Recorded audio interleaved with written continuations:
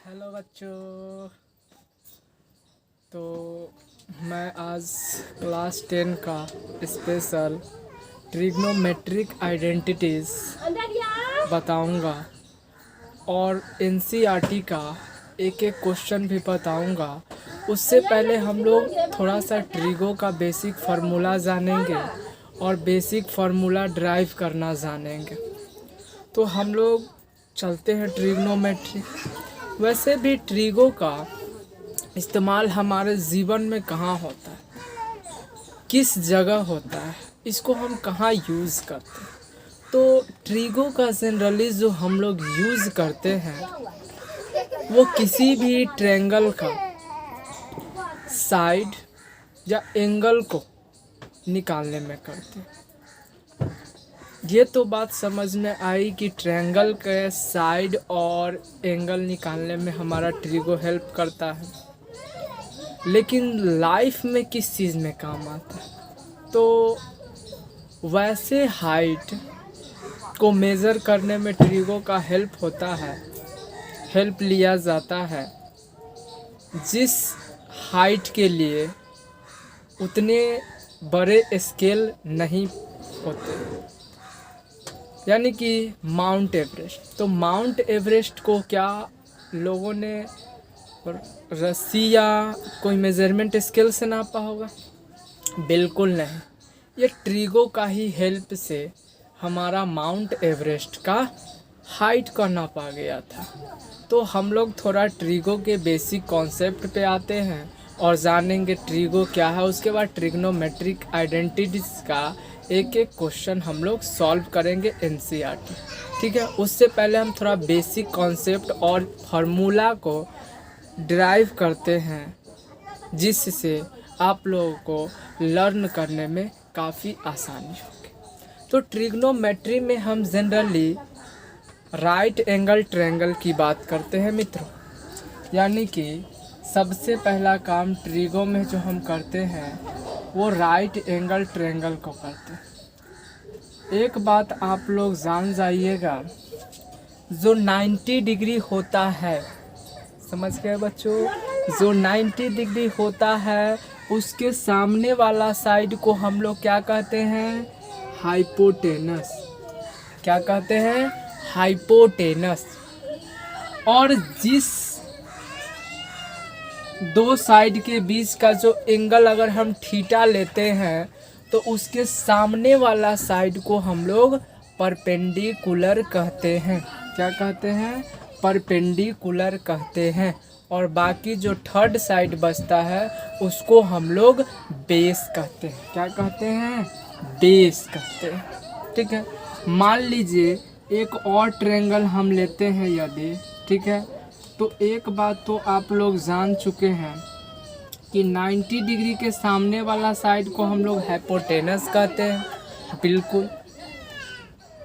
तो अगर हम ये एंगल लेते हैं, एंगल ए को थीटा मान लेते हैं, तो इसके सामने वाला साइड जो है BC वो हमारा हो जाएगा परपेंडिकुलर, और जो बच गया वो साइड हमारा हो जाएगा बेस। यानी कि बेस और परपेंडिकुलर को मेज़र करने का तरीका आप लोग जान गए। यानी कि जहाँ से जिस साइड से एंगल बनेगा, ठीक है ना, उसके सामने वाला साइड हमारा क्या कहलाएगा?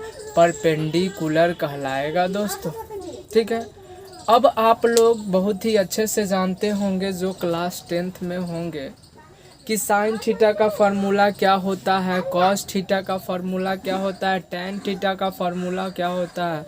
ठीक है ना, तो हम उस पर थोड़ा सा बेसिक बताएंगे। उसके बाद ट्रिग्नोमेट्रिक आइडेंटिटीज़ का फार्मूला थोड़ा सा कैसे आता है वो देखेंगे।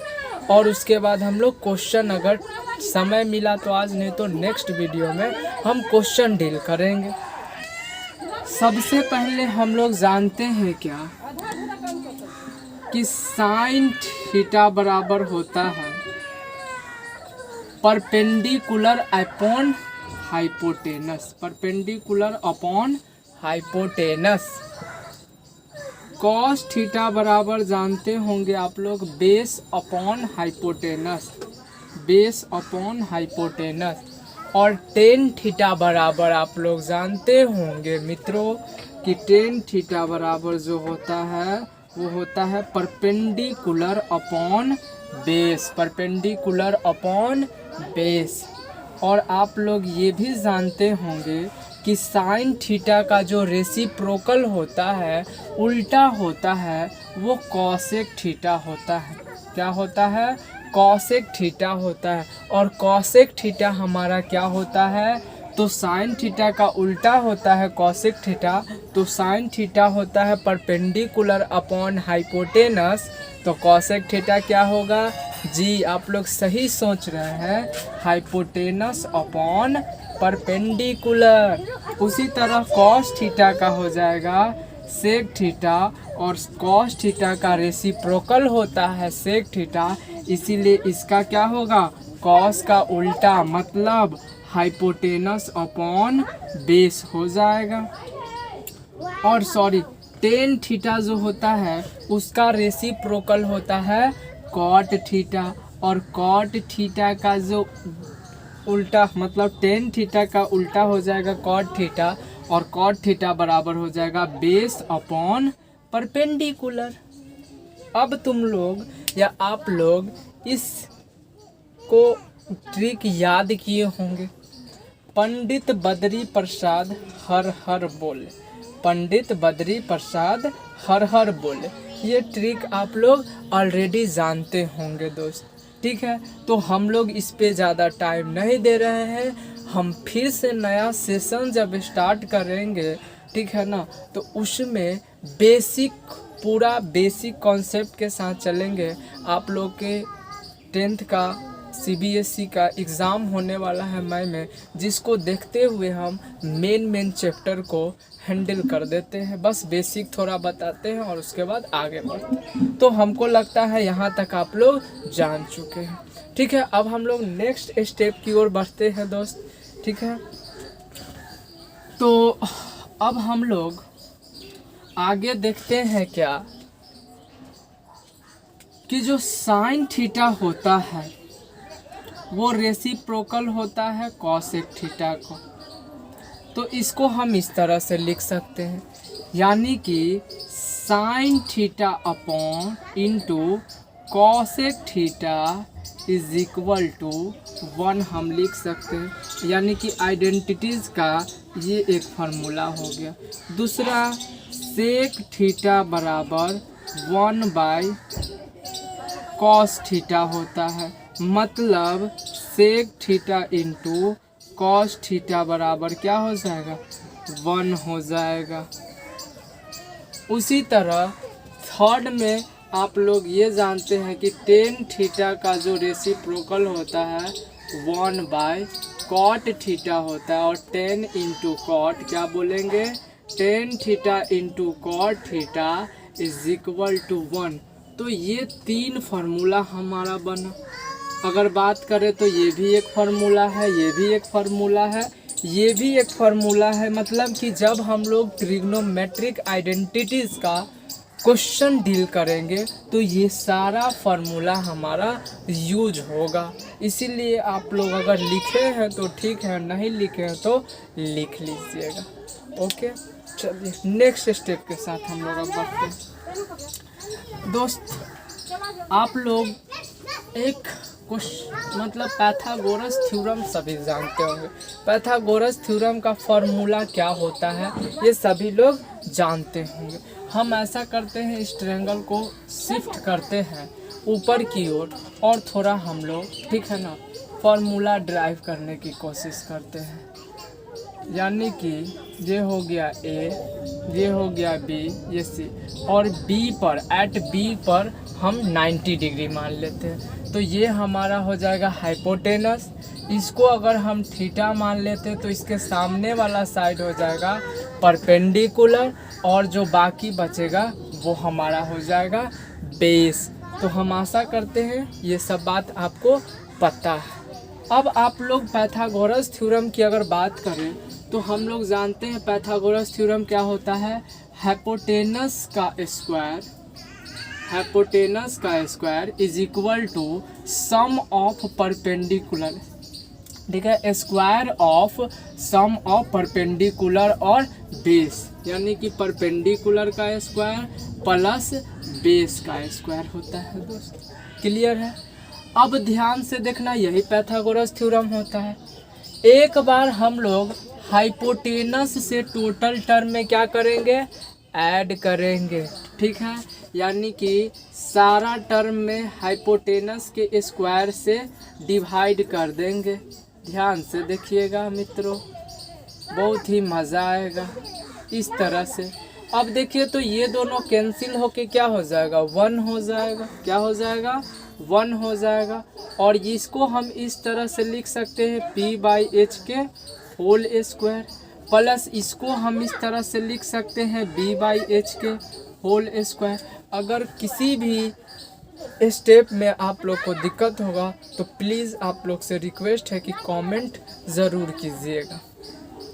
अब ध्यान से देखिएगा, p/h को हम क्या लिख सकते हैं। अभी हम बताएं कि जो साइन थीटा होता है वो क्या होता है, परपेंडिकुलर अपॉन हाइपोटेनस। तो देखिए तो परपेंडिकुलर अपॉन हाइपोटेनस के जगह अगर हम साइन थीटा का होल स्क्वायर कर दे तो कोई दिक्कत हो जाएगा, बिल्कुल नहीं। उसी तरह हमने लिखाया कॉस थीटा बराबर होता है बेस अपॉन हाइपोटेनस। तो बेस अपॉन हाइपोटेनस के जगह अगर हम कॉस थीटा रख दें तो कोई दिक्कत होगा मित्र, बिल्कुल नहीं। तो देखिए तो इसको हम लिख सकते हैं sign square theta plus cos square theta, यानी कि यहाँ से एक फार्मूला हमारा निकल के आया क्या कि sine square theta plus cos square theta is equal to 1, और आप लोग ये सब जानते होंगे। तो यहाँ से हम इस फार्मूला को केवल ड्राइव किए। इसको हम लोग ऐसे भी लिख सकते हैं क्या कि साइन स्क्वायर थीटा बराबर कॉस को इस तरफ लेके आइएगा तो 1 माइनस कॉस स्क्वायर थीटा होगा। ये भी एक फार्मूला होगा। ये सारा फार्मूला हमारा ट्रिग्नोमेट्रिक आइडेंटिटीज़ का जब क्वेश्चन डील करेंगे तो यूज होगा। उसी तरह हम लोग ये भी लिख सकते हैं कॉस स्क्वायर थीटा बराबर 1 माइनस साइन स्क्वायर थीटा। ठीक है, तो हमको आशा है कि ये सब आप लोग जानते होंगे, और नहीं जानते होंगे तो अब जान चुके होंगे। क्लियर है बात यहाँ तक? अब नेक्स्ट स्टेप की बारी आती है। ठीक है, ये फार्मूला याद रखिएगा, ये सब मूल मंत्र है, रामबाण है आइडेंटिटीज़ के लिए ये सब फार्मूला। ठीक है, अब हम लोग बढ़ेंगे नेक्स्ट पॉइंट के तरफ। तो नेक्स्ट पॉइंट क्या है, चलिए हम लोग देखते हैं नेक्स्ट पॉइंट हमारा क्या है दोस्तों। ठीक है, अब देखिए नेक्स्ट पॉइंट क्या है। एक बार हमने हाइपोटेनस को सारा टर्म में डिवाइड किया, अब एक बार p के स्क्वायर यानी परपेंडिकुलर के स्क्वायर को हम पूरा टर्म में डिवाइड करते हैं, यानी ये हो जाएगा p स्क्वायर, यहाँ भी हो जाएगा p स्क्वायर और यहाँ भी हो जाएगा p स्क्वायर। टोटल टर्म में हमने p स्क्वायर से डिवाइड कर दिया। अब क्या हो जाएगा, इसको हम h/p लिख सकते हैं, h/p के होल स्क्वायर। p कैंसिल हो जाएगा, 1 आएगा, और इसको हम b/p के क्या लिख सकते हैं, होल स्क्वायर लिख सकते हैं दोस्त, बिल्कुल। अब h/p जब साइन थीटा p/h होता है तो कॉसेक थीटा इसका उल्टा हो जाएगा h/p, यानी कि यहाँ क्या हो जाएगा, कॉसेक थीटा का होल स्क्वायर हो जाएगा 1 प्लस परपेंडिकुलर अपॉन, ठीक है ना, परपेंडिकुलर अपॉन बेस होता है टेन थीटा, तो बेस अपॉन परपेंडिकुलर हो जाएगा कॉट थीटा, यानी ये क्या हो जाएगा, ये हमारा कॉट थीटा का होल स्क्वायर हो जाएगा। अब यहाँ से हम लिख सकते हैं cosec square theta is equal to 1 plus cot square theta. समझ में आया मित्र? अब यहाँ से ये फार्मूला एक हो गया, और कॉसेक स्क्वायर को कॉट स्क्वायर को इधर लाएंगे तो क्या हो जाएगा, cosec square theta minus cot square theta is equal to 1 हो जाएगा। ठीक है, ये क्या हो जाएगा, 1 हो जाएगा साथी। क्लियर है बात? चलो अब इसको हम ऐसे भी लिख सकते हैं।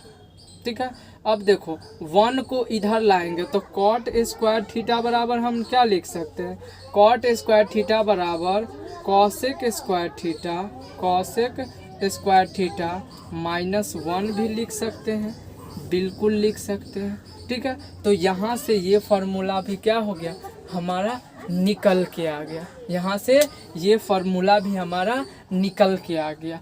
यानी कि 2 फार्मूला हम मेन ड्राइव किए, जिससे हमारा क्या हुआ, जिससे हमारा ये 6 फार्मूला निकल के आया, 2 से ही 6 बन गया। ये सारा यूज होगा, ठीक है ना, इसीलिए जो नहीं जानते हैं वो उतार लेंगे, ठीक है, और जानते जो है उसके लिए तो कोई बात ही नहीं। ठीक है,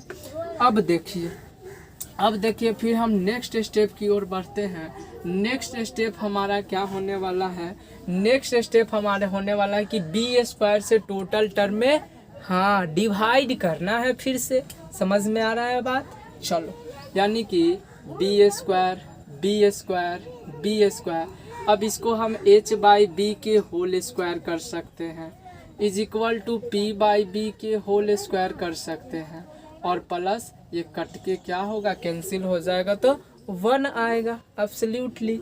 अब देखो h बाई बी को हम क्या लिख सकते हैं, तो हम लोग जानते हैं b बाई एच होता है कॉस थीटा, तो h बाई बी क्या होगा, हाँ सेक थीटा, बिल्कुल क्या होगा, सेक थीटा का होल स्क्वायर होगा, is equal to P by B क्या होता है, तो पी बाई बी होता है टेन थीटा। सही सोच रहे हैं मित्र आप लोग, क्या हो जाएगा टेन थीटा का होल स्क्वायर, और ये ऑलरेडी 1। अब हम लोग देखिए एक और नया फार्मूला बनता है, क्या ये एक और नया फार्मूला निकल के आपके सामने आ गया। यानी कि आप इसको इस तरह से भी लिख सकते हैं, sec square theta minus tan square theta is equal to 1, बिल्कुल इस तरह से भी आप लोग लिख सकते हैं। और उस मतलब यानी कि 2 फार्मूला हो गया फिर से यहाँ पर, और एक और फार्मूला लिख सकते हैं क्या हम लोग कि टेन स्क्वायर थीटा बराबर क्या, टेन स्क्वायर थीटा बराबर सेक स्क्वायर थीटा -1।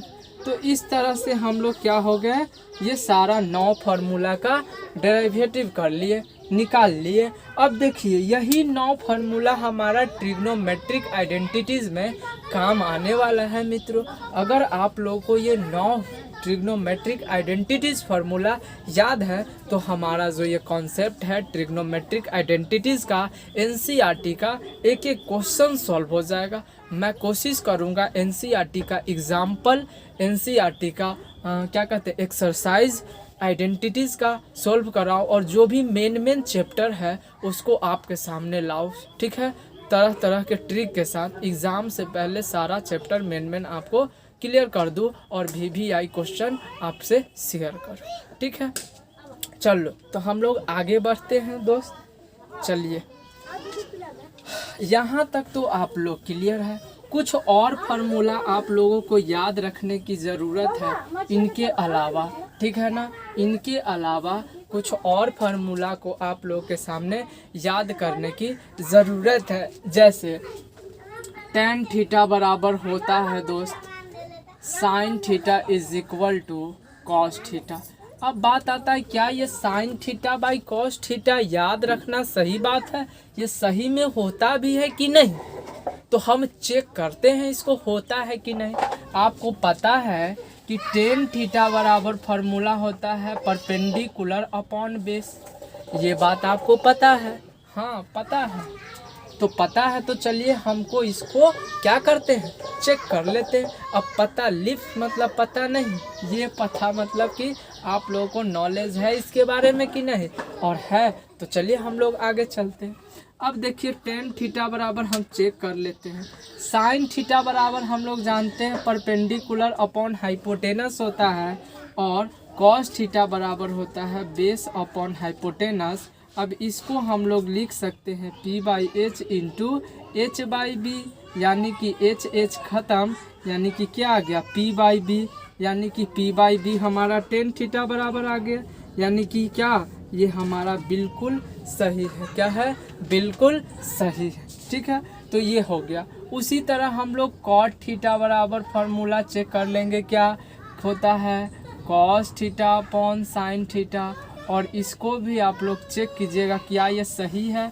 तो बिल्कुल इसी तरह से इसको भी हम लोग चेक कर सकते हैं कि ये फार्मूला बिल्कुल सही है। ठीक है, तो इतना ही कुछ फार्मूला आप लोगों को याद रखने की ज़रूरत है। ठीक है ना। अब हम एक सारा फार्मूला के एक जगह समराइज़ कर देते हैं।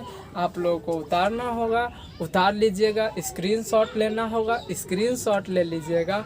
और उसके बाद नेक्स्ट वीडियो में हम लोग एनसीईआरटी का एग्जाम्पल करेंगे और फिर एक्सरसाइज करेंगे। तो चलिए हम लोग चलते हैं, आप लोगों को सारा फार्मूला को एक जगह लिख देते हैं जिससे आप लोगों को लर्न करने में बिल्कुल आसानी होगी। पहला फार्मूला है sine square theta plus cos square theta is equal to 1। दूसरा फार्मूला है 1 plus tan square theta is equal to sec square theta. तीसरा फार्मूला है 1 plus cot square theta is equal to cosec square theta. चौथा formula है क्या tan theta बराबर हमारा हो जाएगा क्या sine theta by cos theta. ठीक है ना। पांचवा फार्मूला 5th नंबर फार्मूला हो जाएगा कॉट थीटा बराबर cos theta divided by sine theta. और बस इतना ही फार्मूला आप लोगों को याद करना है, लर्न करना है। और यही फार्मूला से चलिए 2 और फार्मूला आप लोग के सामने लिख देते हैं। क्या साइन थीटा बराबर हो जाएगा हमारा 1 बाय कॉसेक थीटा। क्या कॉसेक थीटा। 7 नंबर हो जाएगा कॉस थीटा बराबर हो जाएगा 1 बाय सेक थीटा। और आपका 8 नंबर हो जाएगा क्या tan थीटा बराबर हो जाएगा 1 बाय कॉट थीटा। ठीक है, तो इस तरह से आपको ये 8 फार्मूला लर्न करना है। जब हम फिर से ट्रिगोनोमेट्री स्टार्ट करेंगे न्यू सेशन में तो शुरू से बेसिक फार्मूला के साथ ये टोटल बात बताएंगे। ठीक है, और ये पूरा ट्रिग्नोमेट्री का ऑपरेशन करेंगे। अभी सीबीएसई वाले जितने हैं उनको मई में एग्ज़ाम देना है, इसके लिए हम शॉर्टकट में आगे जा रहे हैं। ठीक है, अगर पसंद आएगा वीडियो तो लाइक कीजिएगा। Thanks for this video.